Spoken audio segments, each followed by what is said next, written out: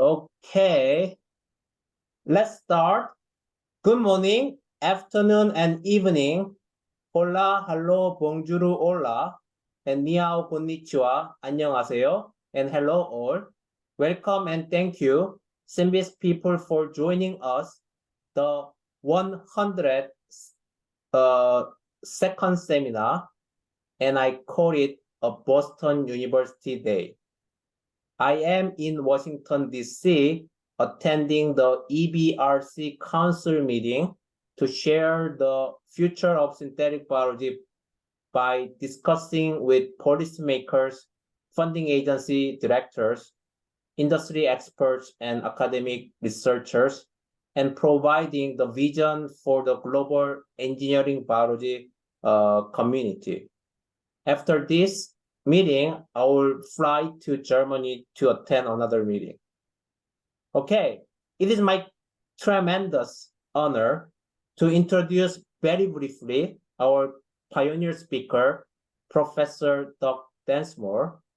He is a professor at Boston University and the DAMP lab director with expertise in computational genetic circuit design and very well known to the synthetic biology community thanks to the program called Cello. He is also a co-founder of Asimov, a very promising startup company where my lab mate, Alec Nielsen, is leading the company by expanding the computational programs to design cells.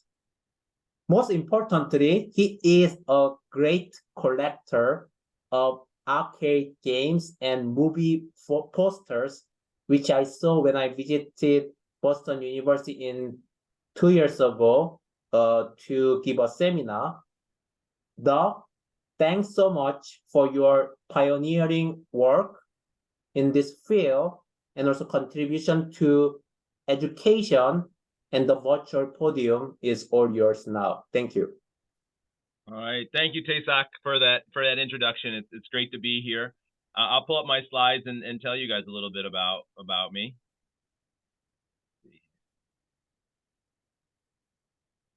So Taesak, you can see this? Yes. All right, so very simply, who am I? So this is great. Again, I'm Doug Densmore. I'm a professor at Boston University. I am from Michigan. So I grew up in Michigan. I just had my birthday yesterday. So I'm not above saying on video recorded. My birthday was yesterday. I was born in 1977, so I'm 46. And so I grew up in Southwest Michigan in the 80s. And I grew up in a little town outside of a city called Kalamazoo. Because of my age, the same generation as another Kalamazoo famous person, Derek Jeter. Derek Jeter from the Yankees went to the high school across town from me, and we knew of him.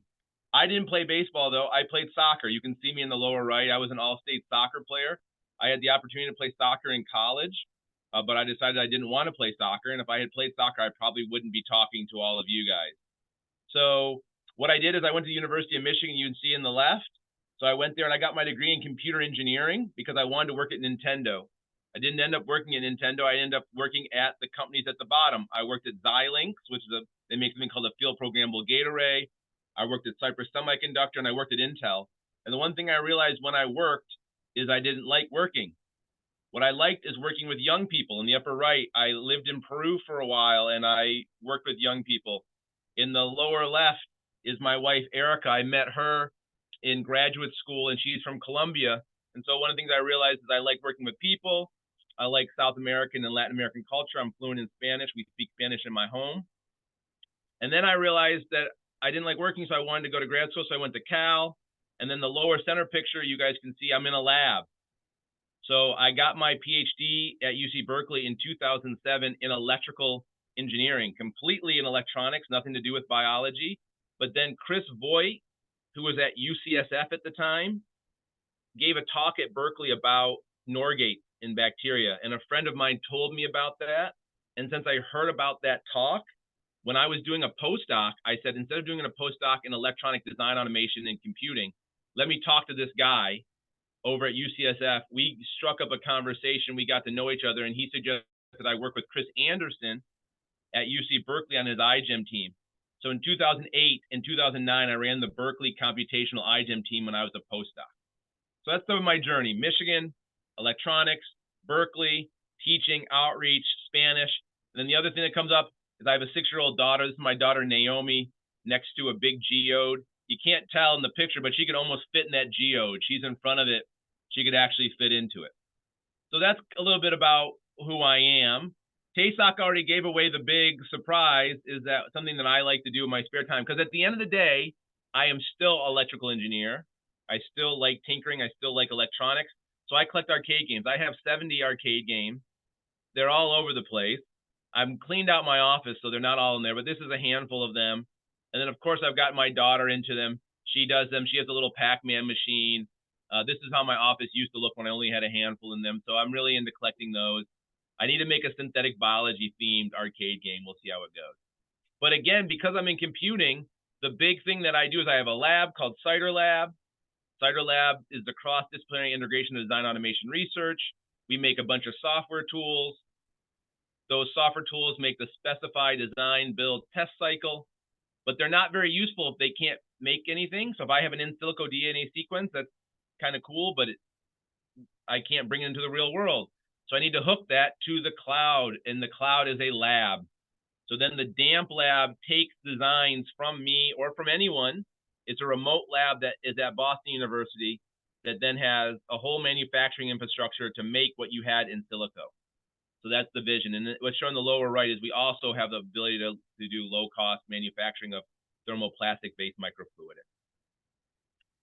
The thing I talked about, the real manifestation of why people might know who I am and what I'm known for, is really work with Chris Voigt.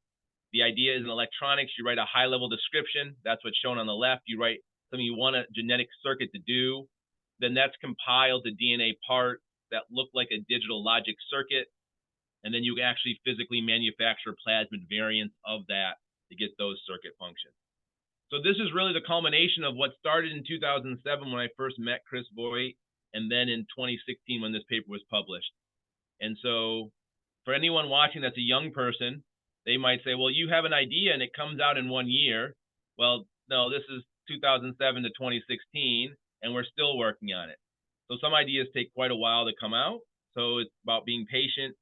It's about keeping track of that vision, finding what you're passionate about, and keeping working on those ideas.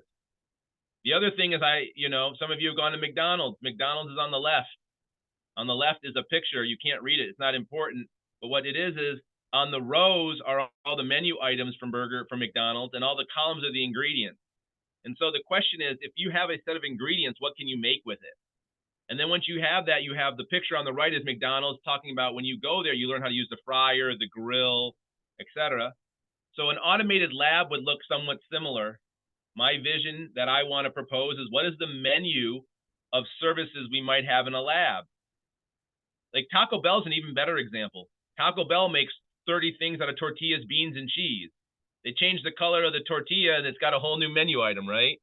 Could we offer something similar to biologists, where you basically have an online order, you say what you want to make, and then someone executes that? And that lets you not only have a repeatable process, but one that we can standardize and deploy in other places. And that became no more. This is an example of some of the infrastructure that's in the DAMP lab: liquid handling automation, robotics, microfluidics. But again, none of this was a better example of why this might be needed than when we had to do COVID. So what happened is, in the spring of 2020, everyone knows COVID hit. So the DAMP lab was reconfigured really quickly to have liquid handling robots to run up to 6,000 RT-qPCR tests a day. So at BU, we ran all of these tests using the same infrastructure that I just described that could have been the biological Taco Bell or McDonald's. So people before COVID said to me, why do you need this infrastructure? Why would that be important? Well, now everyone hopefully knows that we need these kinds of infrastructures to respond to bioreadiness issues, respond to national biomanufacturing challenges. The idea is we cannot just have people in individual labs. That's not going to be the way of the future. We're not going to also have companies that just do their own things. We can't have labs. We can't have just monolithic companies doing things for commercial gain. I think we need a distributed national network of biomanufacturing, and that's where I'd like to go. So I'm going to stop because I know I only had a couple minutes. I don't even know. I hope I didn't go too long, Tazak. But I just leave it with, I'm involved in lots of things. Mentioned some companies. Lattice Automation is a company. Asimov is a company. Biosensate. Those are companies that I've co-founded in this space. You can Google them. You'll find them. But also in the nonprofit space, the Nona Research Foundation is an open source nonprofit for software, and the Biodesign Automation Consortium. So again, thanks, Tazak, for giving me the opportunity to speak, and I hope that a young person or even an older person finds some inspiration in this, and feel free to reach out to me. That is absolutely amazing. You know, you are really visionary, and you are also executing your vision. I mean, the 10 years, relatively short time, if you're achieving amazing vision. So I really thank for your achieving, you know, this wonderful goal. I mean, I want to suggest, I mean, I used to work with Chris Voigt. One of the project was bacterial chemotaxis. At that time, I want to develop game using bacteria. I call it Pac-Man, bacterial Pac-Man, so Pac-Man. So I already have that, you know, game idea, but nobody implement that one. So one day, you and I, you know, develop the Pac-Man games. Wonderful, thank you. All right, I'm gonna stop sharing. All right, so now the main speaker of today with a longer introduction. Dr. Cheng was born in Taiwan. He received his bachelor's degree in chemistry and mathematics from National Taiwan University. That's another, you know, interesting transition from chemistry, mathematics to synthetic biology, I guess. He then moved to Houston, Texas for his PhD study in synthetic biology. While working in Dr. Matthew Bennett's lab at Rice University, another synthetic biology lab working on, you know, synthetic circuit, he used microfluidic device to characterize the time delay in synthetic gene circuits in E. coli. He then moved to Madison, Wisconsin for his postdoctoral training in Dr. Ophelia Venturelli lab, where he worked on horizontal gene transfer, microbiome, and synthetic biology. Unfortunately, I had no extra funding to hire him as a postdoc in my lab many years ago. So he joined Ophelia, but at the end, I guess it worked out with multiple great papers in her lab, as you know, him as, you know, first author, I guess. I believe he will talk about some of the work, you know, he worked on recently. Yu, thanks so much for your time today, and please take it away. It's all yours now. Thank you. Thank you, Tessa. So I'll share my slides. Okay. So today I'm going to tell you a project. So we are engineering bacteria trying to detect the DNA in the environment, and we mainly use it to detect pathogen. So it's related to dog talk. So I just briefly motivate why we will need DNA sensing bacteria. So we know that right now for pathogen detection, it's quite complicated.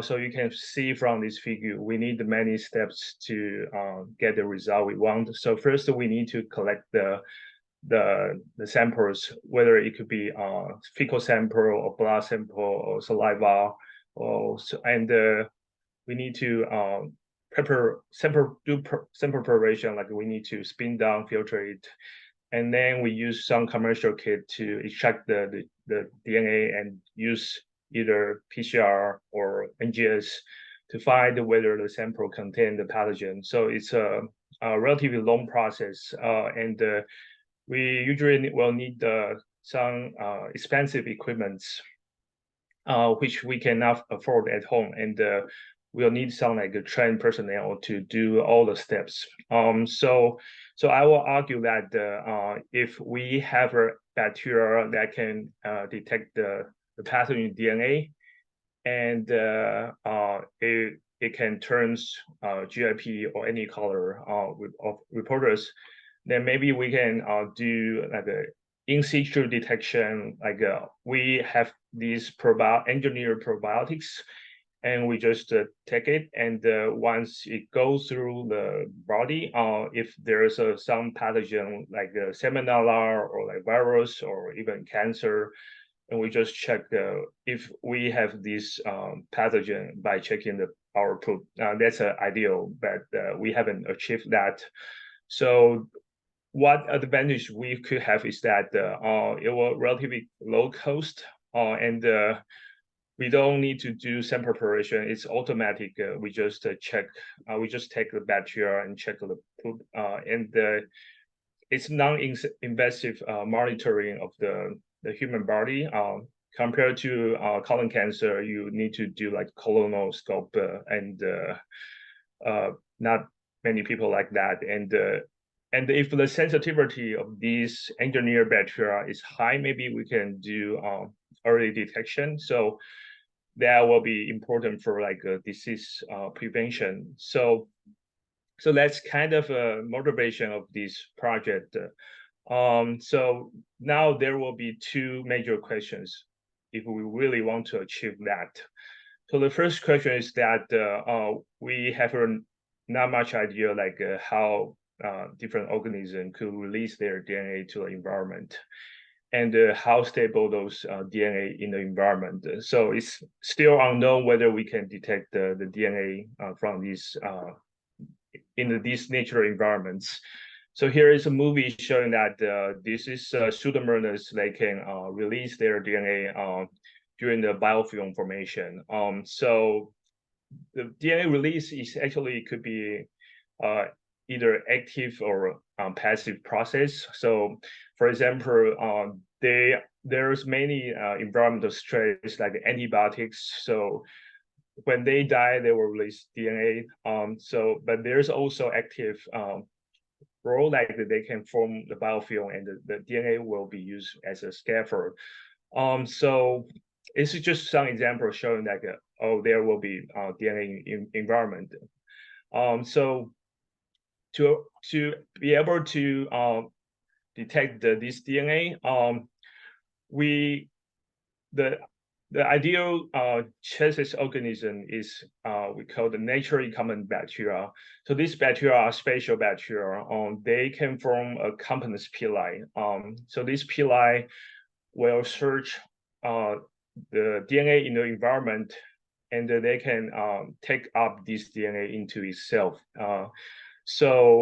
And here is a marine bacteria that you can see they form these complex pili, and there's like dozens of naturally common bacteria, but only a few are well characterized, and some are pathogens. So it's need to be careful what bacteria we choose. So we choose the Bacillus subtilis, which is regarded as relatively safe. And it's a model organism, so we have many tools. We understand its biology, and we also have some engineering tools.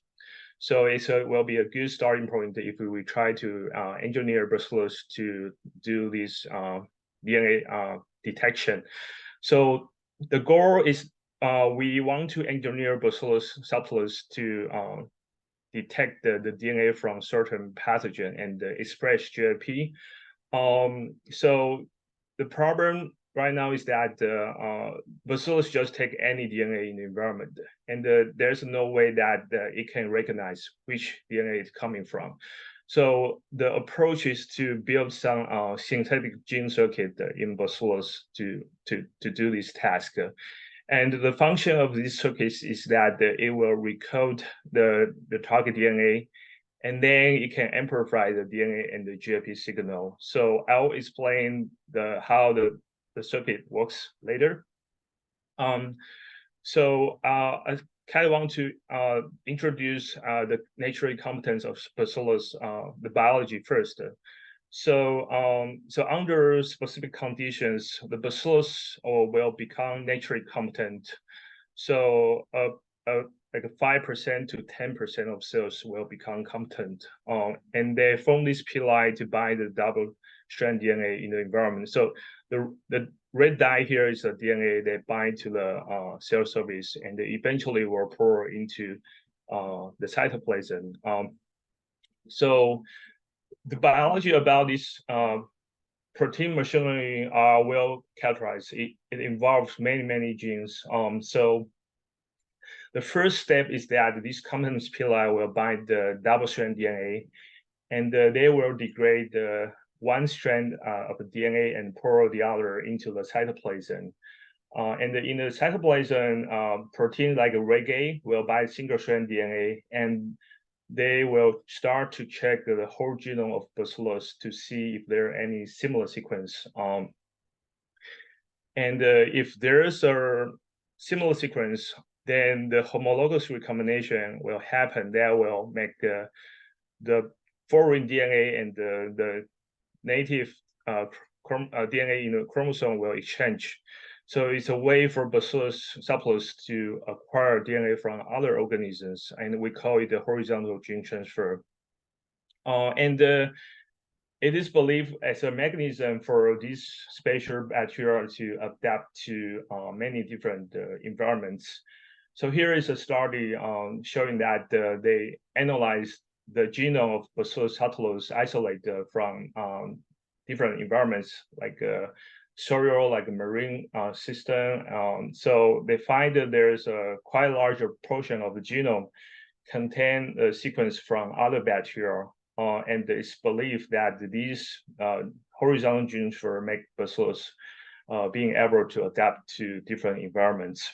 So in the engineering perspective, it will be a good chassis organism because it can accommodate foreign genes. Now, how we can engineer these bacteria to detect the environmental DNA? So first, we have this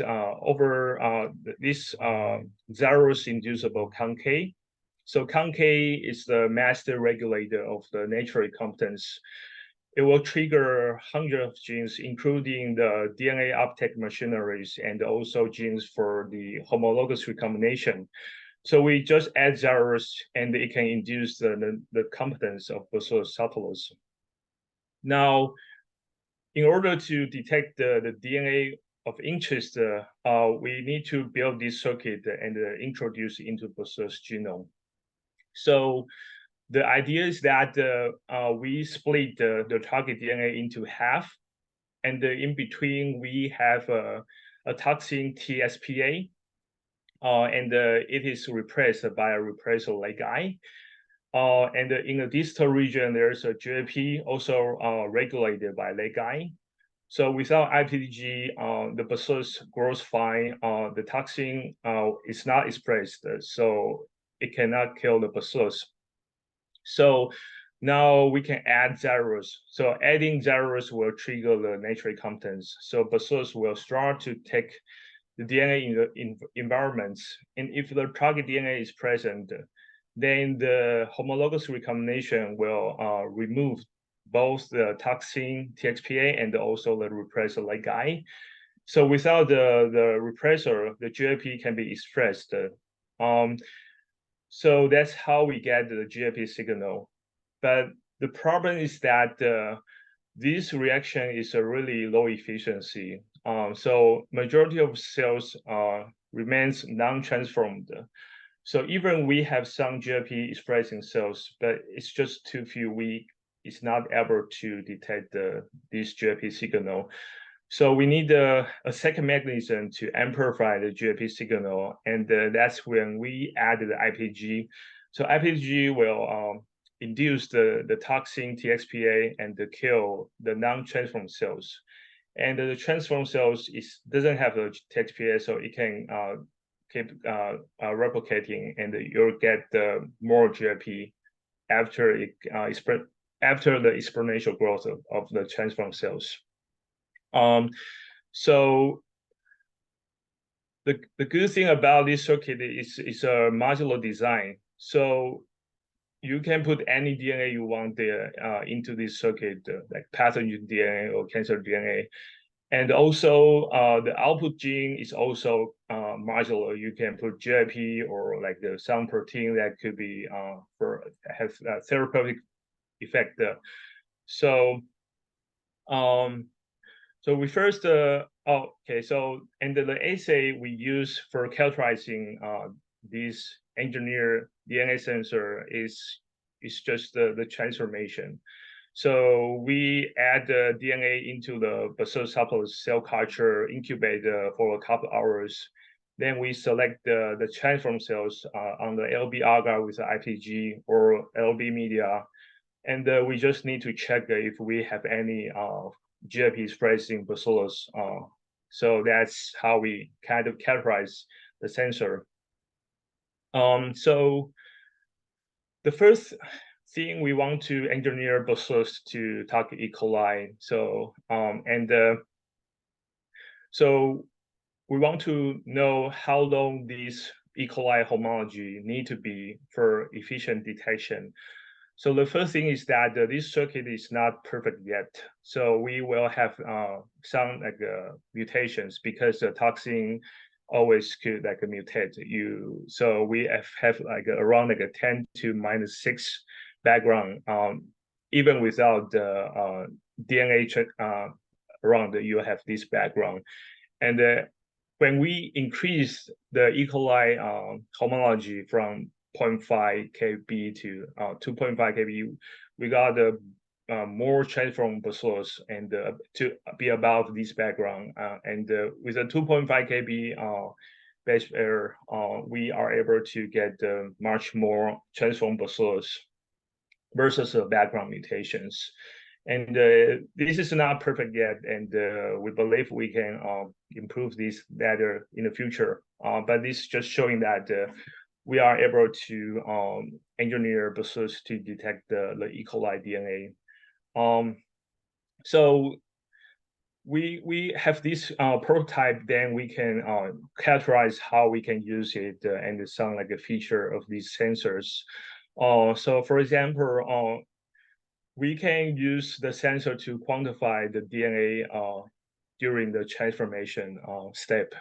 So the idea is that the more DNA you have during the transformation, the more transform cells you'll get. So the GIP expression will correlate the DNA concentration. So you can see this is GIP after the transformation. We dilute it to a fresh LB with the IPG, and you can see the GIP expression correlate the how much E. coli DNA we add during the transformation.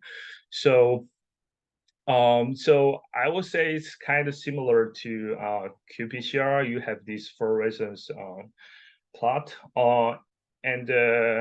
but now the signal amplification is slower than qPCR because what it relies is on the cell doubling time is 30 minutes, which is much longer than qPCR, which each step just 1 minute. But it's just sound like an interesting comparison between these two methods. So if we have some, if we set the threshold for the fluorescence, then we can quantify the DNA. We will have this like a nice calibration curve, and you can see it's pretty linear across a wide range of concentration. And for the sensor we built for E. coli, we can have as low as like 1 nanogram per mil. And right now, because we have this mutation issue, we cannot go lower. The concentration cannot go lower. But if we can reduce, say, we can reduce the mutation rate by 100-fold, we'll have theoretically 100-fold more sensitivity. So with this design, we are trying to build sensors for some like the pathogen we care about. So we first built a sensor for the Salmonella. Salmonella is a common food pathogens. So we we introduced the pathogenic element from the salmonella into this circuit in bacillus. And here showing his like the detection type versus the DNA concentration of the salmonella, and you can have this calibration curve. And we also have a sensor for the staph aureus, so which is a skin or gut pathogen. And then we also have a sensor for the Clostridium difficile, which is a gut pathogen. So overall, these sensors behave similarly. We have similar sensitivity, and then we haven't really optimized much. The DNA we pick for detection like these operons are arbitrarily chosen. So we don't know how that will affect bacillus growth or how the detection. So it's just some prototypes. So the next thing we want to make sure is that this sensor is specific enough. So we don't want the false positive. So the experiment we characterize is that we want to know whether the sensor can differentiate the target pathogen versus some commensal bacteria. So the way we do the check is that so we blast the target DNA for staph aureus, and the plot here shows that each dot represents the different species. They have a similar operons with different coverage and similarity. So coverage is that over this long DNA sequence, there's a 89% sequence that can match to each other. And within this 89% match, there's a 77% nucleotide identical. So we want to know whether our sensor can tell its pathogen is present, but not we will recognize the commensal as a pathogen. So, and the specificity will be determined by the biology of the homologous recombination in bacillus. So here is a study. They transformed the bacillus with the antibiotic resistant gene, the RIF gene. So they changed the sequence divergence. So the more divergence, the more different is from the original antibiotic resistant gene. So if these sequence diverge by 10%, the transformation efficiency will decrease 100-fold. So it guarantees that some degree of the specificity. For example, the staph epidermidis, it has 77% identical. So it should be recognized by through this homologous recombination. So we extract the genomic DNA from this commensal bacteria, and we transform this DNA and also the pathogen DNA. And based on the number of colonies, you can see that the sensor can really have differentiation between these two bacteria. And also, this is something similar to the Clostridium difficile sensor. It can differentiate between the Clostridium and also the commensal gut bacteria, Clostridium hirvanomus. So now we know it has some like a specificity. So the next thing we try is to play with the output gene a bit. Is that now if we can couple different sensor with different fluorescent reporter, we can do multiplex detection. So we have an E. coli sensor with GAP, salmonella sensor with RP, and the staph aureus sensor with a BAP. So the idea is that instead of using doing three transformation, we just need to do one transformation with these three sensors mixed together, and we just check different colors on the plate to know whether E. coli is around or Salmonella is around. So we try all the 8 combinations of the genomic DNA. So this is played with the bacillus, transformed bacillus with different fluorescence. The performance is pretty robust. You can see it only shows the color when the target DNA is present. So then we also want to know whether the multiplex detection can still work if the DNA sample contains other type of DNA.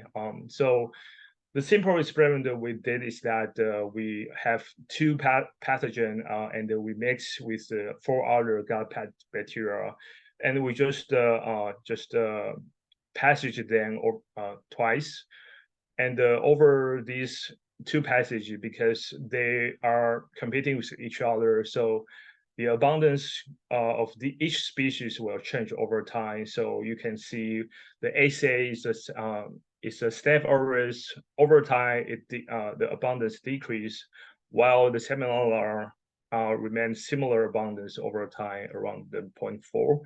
And this is characterized by the NGS. So we want to know if we transform the DNA to bacillus with both the Staph aureus and the Salmonella sensors, whether we can do multiplex detection to tell the abundance change of these 2 pathogens.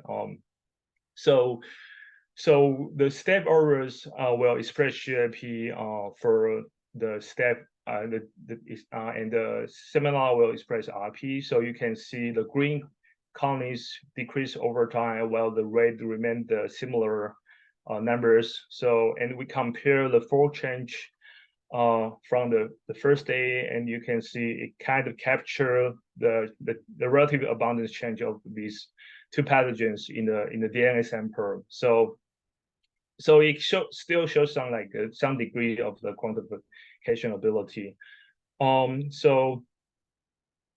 So the last thing we want to try is we want to know whether we can achieve the detection without the DNA extraction. So that's the original purpose for this project. So the idea is just that we can just add the sample or pathogen into the bacillus cell culture, and we just check if there's a fluorescence or not. So we try 2 different approaches. Either we use antibiotics to lyse the target pathogen, or we pre-treat the sample with a high temperature to lyse the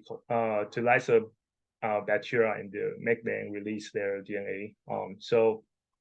And it turns out that the high temperature seems to be much better than using the antibiotic to lyse the bacteria. So this is we have an E. coli overnight culture, and we incubate at 90 degrees for 10 minutes, and we titrate the different amount into bacillus cell culture. And this is a fluorescent colony numbers we get from this titration. So you can see it's correlated with E. coli CFU, and the detection limit is limited by the mutation right now. So it's not great, but we believe we can improve that in the future.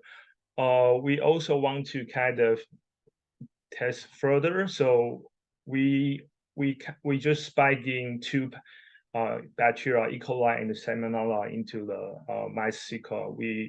Because the real world sample will be dirty, it contains many different things. So we want to test whether the sensor can work for some dirty sample like the mice CCAR. So we have some mice CCAR sample, and we spike in non amount of E. coli and Salmonella, and we incubate at 90 degrees for 10 minutes, and we just add this sample into bacillus cell culture, and you can see it can still do multiplex detection with some degree of quantification.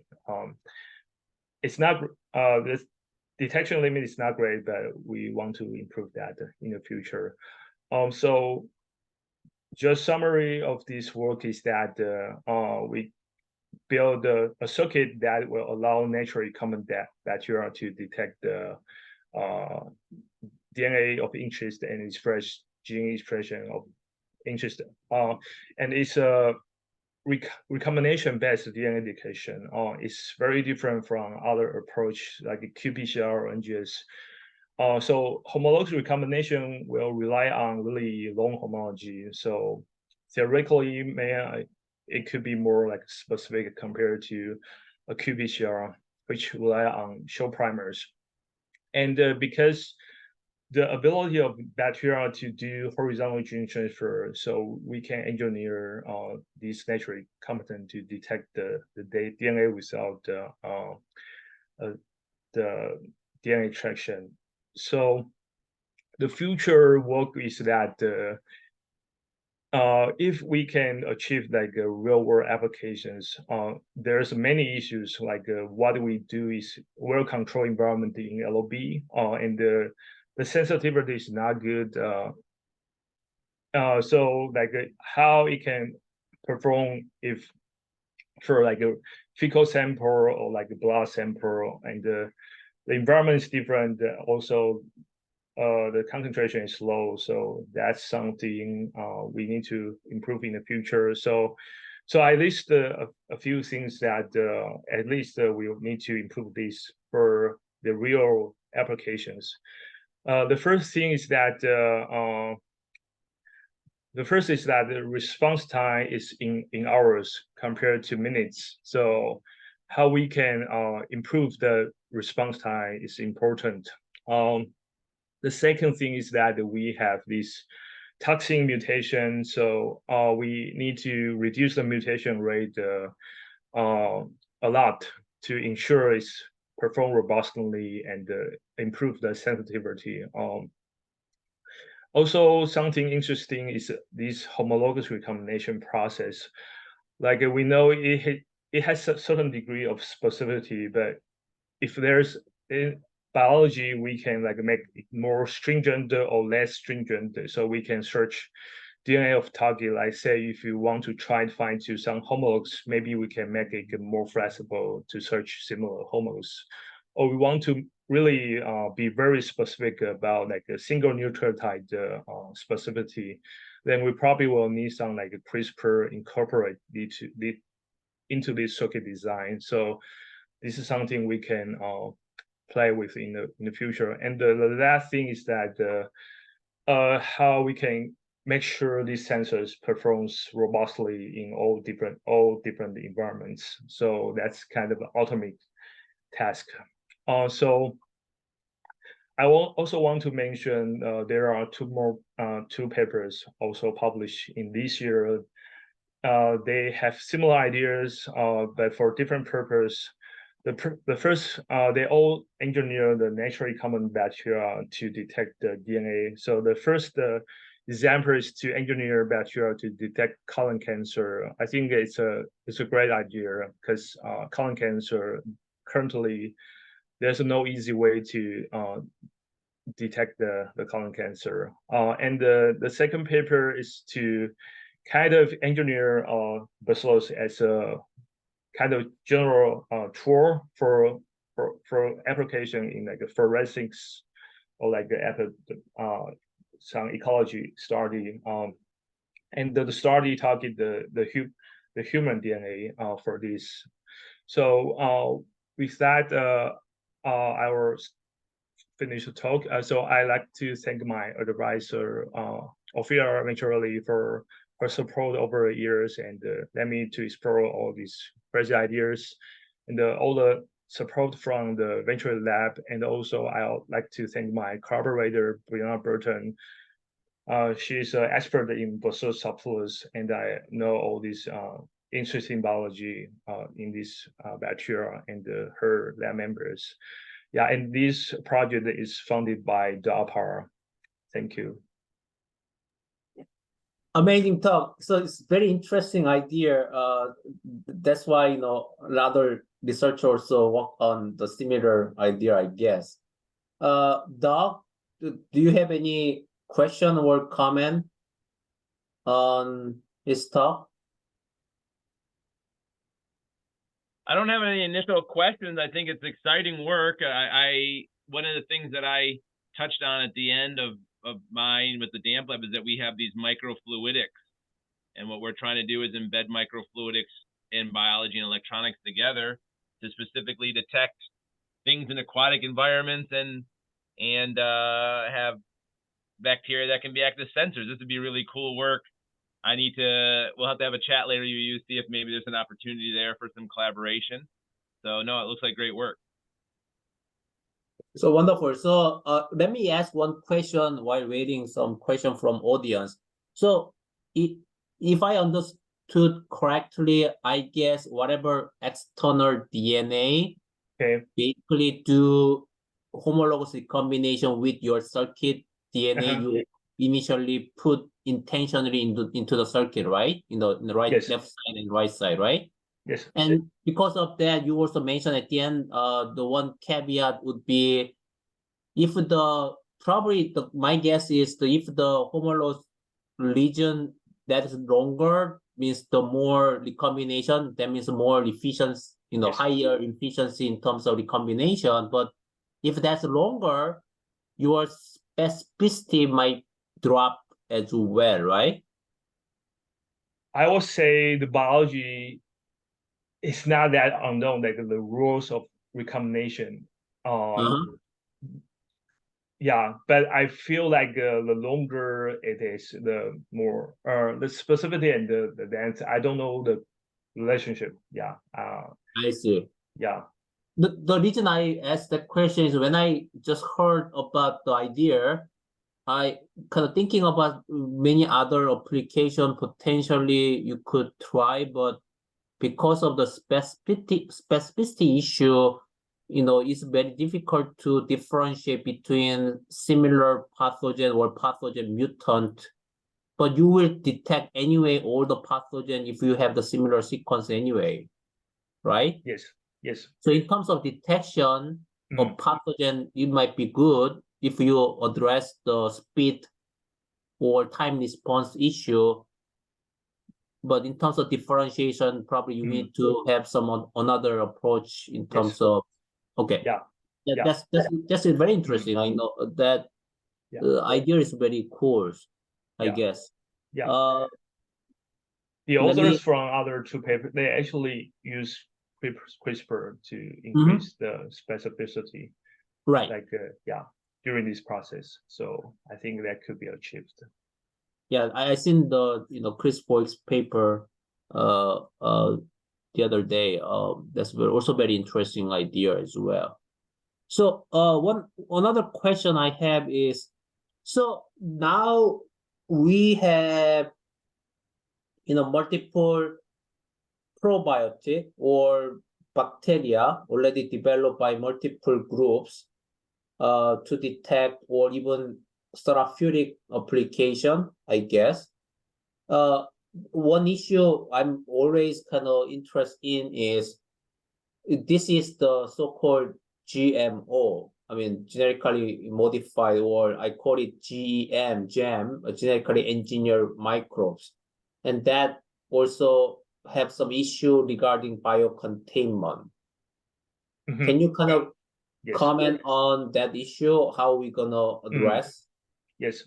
Yeah. I read your papers, and the idea is that you can have like some temperature sensitive promoters trigger some suicide genes. So you will you will let these bacteria to spread to the environment. It will eventually die at a certain period of time. Yeah. And we actually find that if you once the circuit is triggered, it overexpresses the GLP, and the bacteria actually will die after a few days because they overexpress the GLP, and that makes it sick. So yeah, but there could be other ways to make sure it's contained. Okay, that's interesting.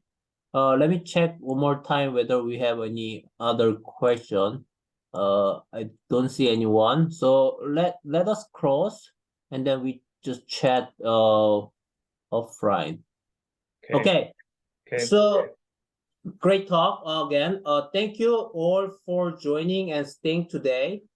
We'll meet again next week on November 2nd, Thursday at the same time, the same Zoom link. We'll have Professor John Duber at UC Berkeley and Dr. Elisa Blim at National Renewable Energy Laboratory. As usual, the follow-up informal chat will occur without recording. And please stay here if you are interested in chatting with us. I will promote you to panelists who can speak and show your handsome and pretty faces if you wish. And thanks, I stop recording. 1 second.